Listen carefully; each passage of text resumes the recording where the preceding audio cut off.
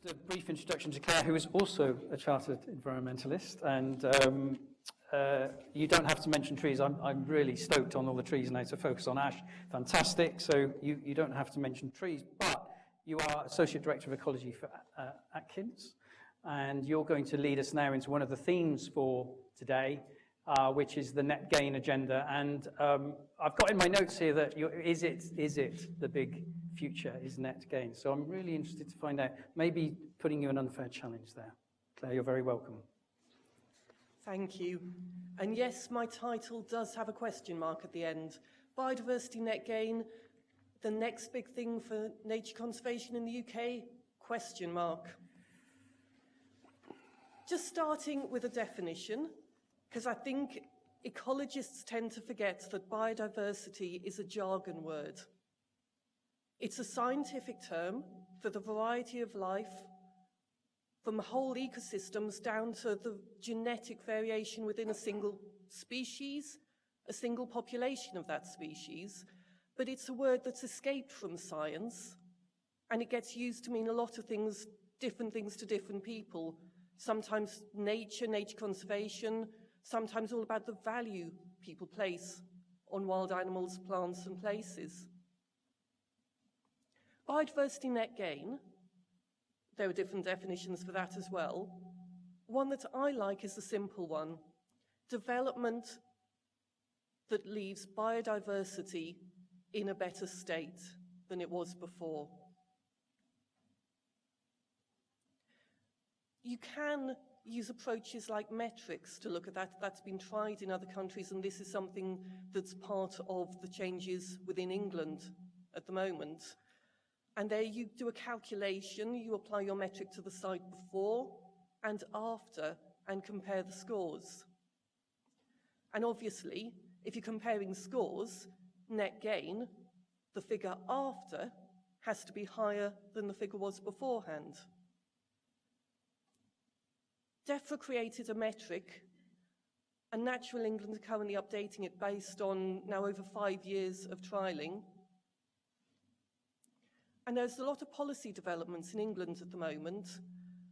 But I've included this quote because I think it's important to recognise this isn't just about the wildlife.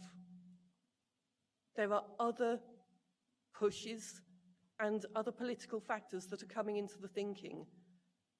And it's evidenced really well by this one quote: biodiversity net gain can help streamline the planning process.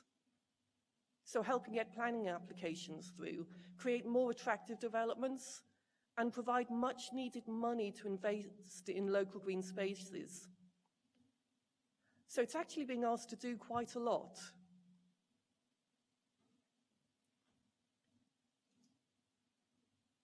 There's a bit of a gap in this thinking when you go back to 1992, the Rio Convention on Biological Diversity and Ecosystem Services. Within the UK, there's been so much good work since then, using things like biodiversity action plans. But net gain didn't really come into the thinking in this country. With the Natural Environment White Paper, then DEFRA started to do some trials of something that was called biodiversity offsetting. And that was all around compensation, and it got quite heated politically because it was seen as a license to trash, potentially doing some good, but if you didn't want the wildlife on your site, how do I offset it? Who can I pay to do some wildlife-y stuff somewhere else while I build what I want to build? Policy around doing things to improve the biodiversity of sites during development projects were coming in the National Planning Policy Framework. And then last year, it comes across very strongly in DEFRA's 25-year environment plan. And over the last winter, DEFRA has been consulting on making it mandatory. Not mandatory in all circumstances. There's specific mention of the Town and Country Planning Act, so things like house builders, that would be covered.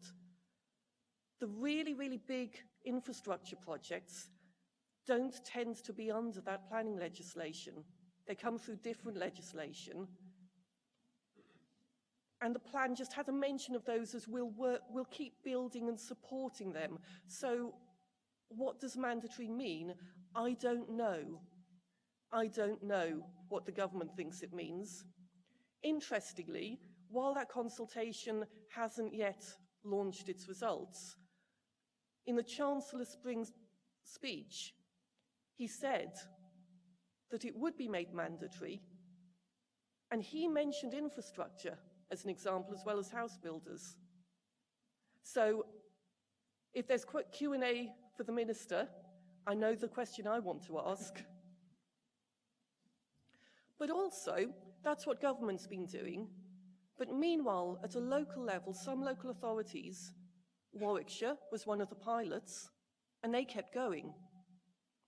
It's mandatory in Warwickshire to do net gain. Lichfield's another one that's put it into its policies.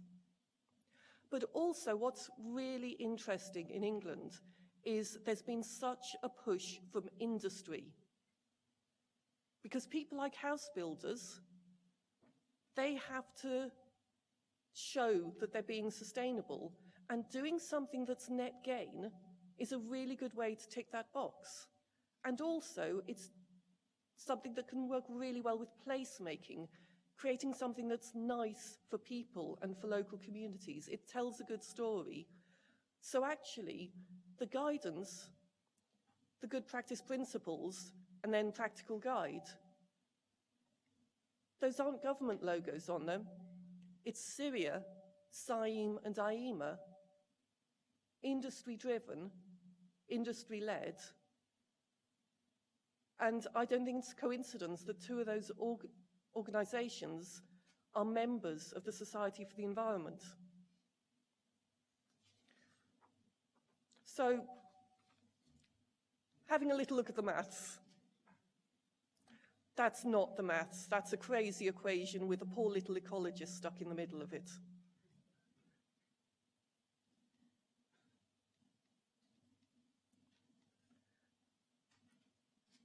You could memorise these, but actually don't, because these are based on the DEFRA draft metric from 2012. Natural England is tweaking the numbers and the approach, but you can see the basic approach. You look at a site before any developments happened, and you say, you give the score based on the distinctiveness of the habitats, so woodland, for example, high score. The condition of it, is it in good condition, or is it a really rubbish example, and how big is it?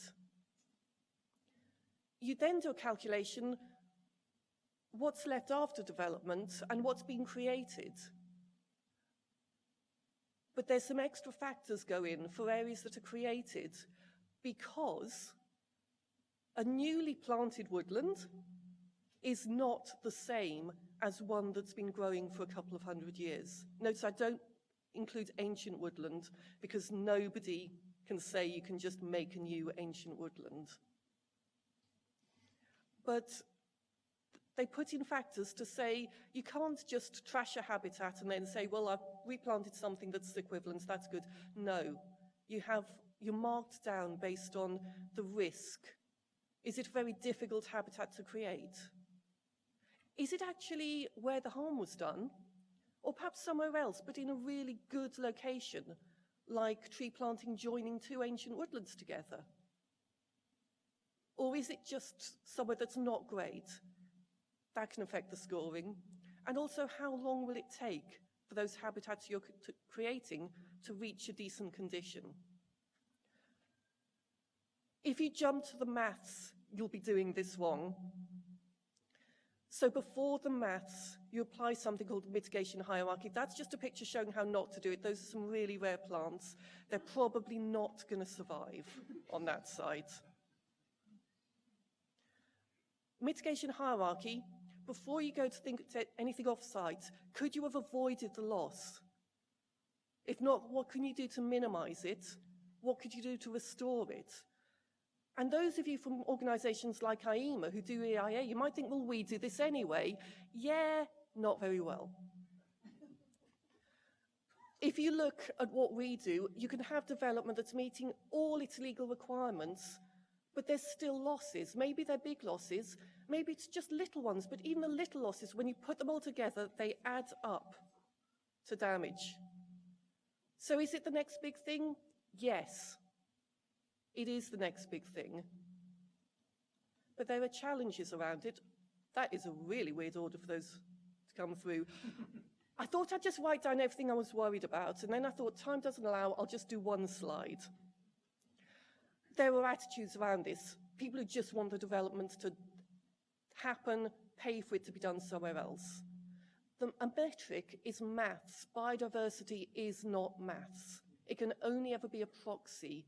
So you still have to look after things that are really rare. Knowledge and resourcing. Ecologists need to understand this. These are new field skills. These are new office skills that as an industry we don't have. And also people like designers. So there's a lot of people in CEcol can help with this. Local planning authorities, there's a knowledge gap, there's a major, major funding gap. The number of local authorities who no longer have an ecologist in-house is scary. And suddenly they're going to be asked to interpret some quite complicated numbers. It's easy to just say, well, the numbers look okay, job done, you got your planning permission. They need to spot if something's been done wrong. Hopefully never deliberately, but in error, people can make mistakes. What if it doesn't work? What if we do this and actually it doesn't make things better? There are, answers to that. Making it mandatory and making it consistent will help. Good application of the mitigation hierarchy will help, because that will help us protect the best of what we've got. And if that's all we do well, then actually that's better than what we've done for a long time in this country. Training the ecologists and the designers, and that's very much for organisations that are part of CEcol to do. Funding and training for local authorities. This has got to be watched as a process to make sure it happens well. Also, funding for the areas of habitats that don't need enhancement or creation, because this isn't going to provide funding for them. This is money for creation or for enhancement. There's a real funding challenge. So there's other clever means of doing that need to go alongside this. Is it the next big thing? Yes, certainly in England at least.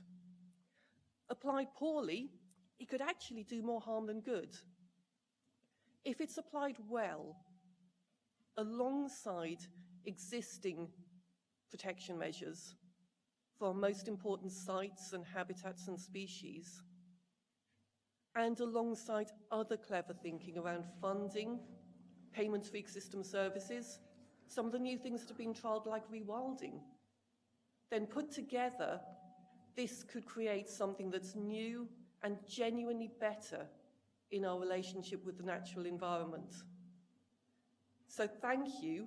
I have said, if you've got questions, feel free to ask. Maybe not now, but maybe afterwards. But there's a lot to think about. It's exciting times. Done well, this could do some real good. Thank you.